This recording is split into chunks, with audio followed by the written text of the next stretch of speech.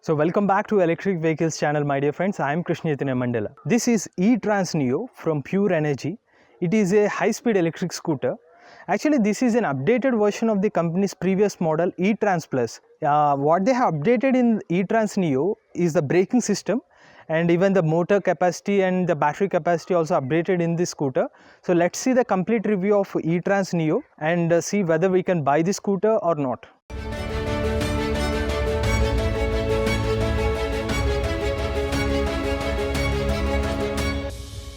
Firstly, if someone who doesn't know about this scooter, if they look at this scooter for the first time, they felt it is very similar to Activa, and you can say that it is one of the sale point for this scooter, and the headlamp, whatever the design, also familiar with that, and actually it's a good point. Whoever likes this scooter, which is short and sweet at the initial first, if you see for the first time, and the badging of the side lights, everything, it is actually good to see. I told you earlier, it is an updated version of the previous model e-Trans Plus, the same design whatever the e-Trans Plus, but the only difference is the braking. First point is the braking system. Initially the previous model has a drum brake at the front wheel.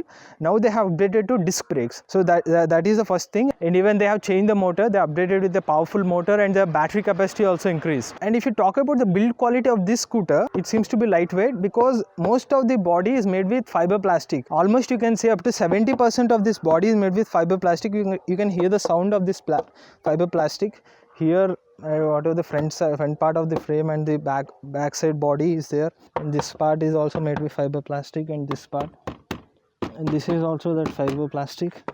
And below this part, whatever the footrest, this is actually made with metal, and the supporting parts are made with metal, and the battery compartment is made with metal. Whatever the frame they have used to keep the battery pack, it is actually made with metal, but even the below part is also made with fiber plastic itself.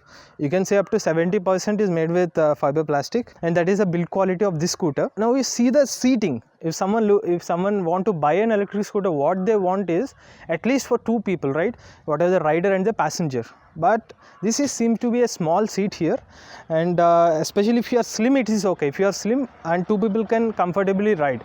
But if you are medium, if your body is medium, which means I don't feel you are very comfortable if people are having medium body. That is what I observed in this scooter on the first glance. And the footboard space, is also medium. I think especially if you are tall, you don't feel that much comfort riding on this scooter. But if you are medium height or short height, definitely it is suitable for you. So now coming back to the specifications of this scooter, this is actually a license and registration model e-Trans Neo. This scooter can run with a top speed of up to 60 km/h, whereas the range is 120 km, and the battery capacity is 2.5 kWh lithium ion, and it is a detachable battery pack. I will show you. You need to off the MCB. Actually, you need to off it, and you need to remove this battery. It is actually a heavy battery pack. So it seemed actually it's a heavy battery pack, especially because it's a 2.5 kWh battery pack, so it seems to be a little heavy, and you need to spend some of your energy to detach this battery pack. If you want to remove this battery, and if you are living in first floor or second floor, then it is an option for you. But otherwise, keep the battery and charge inside. But with this weight, I actually prefer to charge with the scooter itself, not to remove it. Again, you can on the scooter. So they have two options, whether you can detach this battery and charge, or else you can directly charge. And this is the charging point. It is below the seat, and I told you the battery capacity 2.5 kWh lithium ion battery pack, and the motor is 1.5 kW BLDC hub motor. It is mounted on the back side. Almost pure EVs, all of the electric scooters having a BLDC motor, and it is also a hub motor. And if you see the Pure Energy ePluto 7G, the same motor, whatever the 2.5 kW, this is also the same motor what they have used for e-Trans Neo also. And if you see the dashboard of this scooter, it is actually visibility is good. Initially, if you are on this scooter, by default it will be in park mode. You need to press the P button, and it will be in active mode. So what you can see here is the speedometer here, and the battery percentage. It will show up to 6 bars in this battery percentage, and the odometer is there. And the modes also, whatever the three modes here, first mode, second mode, and third mode. And in the first mode, you can get the range of 120 km, and in the second mode you will get the range of up to, I think, 105 km, something like that, whereas the third mode you will get the 90 km range, depends on the speeds.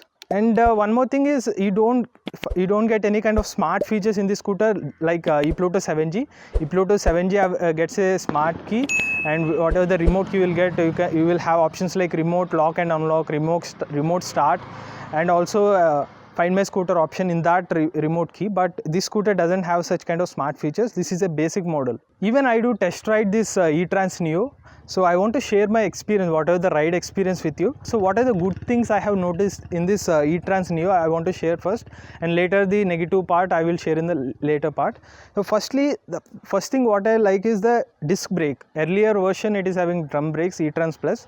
Now this E-Trans Neo is equipped with disc brake. The braking action is very good. That's what the initial impression, that's what I can say. And also the second part is even the rear side drum brakes also good initially. When you compare with the previous model, this action is good. And the second part is the battery capacity, whatever the 2.5 kilowatt hour lithium ion battery pack, which a range of 120 kilometers.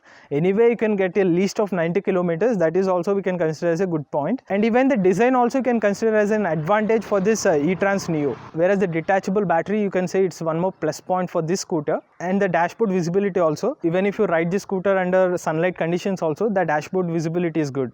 You can see the digits very clearly. That's one more good point for this E-Trans Neo. But what about the negative points of this scooter? I don't say negative, but these are some minor things that this company has to modify. The first part is the seat. This seat actually short seat, and if someone need a comfortable ride experience, if they ride with a passenger and a rider, and they need to increase the seat length, and that is one point.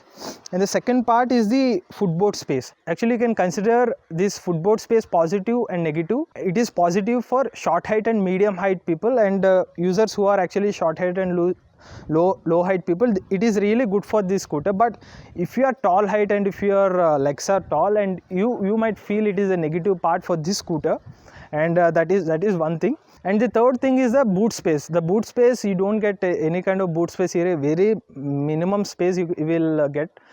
You can't even keep a charger in this boot space. That is one more thing. You need to carry separately. You need to keep it here like this. As of my ride experience, what I have felt means the initial pickup levels are good, and people who are riding this electric scooter for the first time, earlier they might use a petrol vehicle, and if they shifted to electric vehicle, they might find a difference. Whatever the torque, whatever electric vehicles will get instant torque, that is what they might feel this scooter is jumping. Okay, that's what they need to habitate for. If they ride this scooter for at least 5 to 10 minutes, they will be habited for this. And one more thing, it is very silent. You can't hear any kind of sounds on this scooter, and be careful with that, because keep horn, that is what people can't know, that whether this scooter is going or not. This is very silent and pollution free. That is one more thing. And what about this suspension action? What is your ride comfort levels? I can say you can give a rating of 7 out of 10 for this comfort levels. If you are riding on any kind of up and down roads or the speed breaker, you might feel the cushion is there, but it is not up to the level. You can say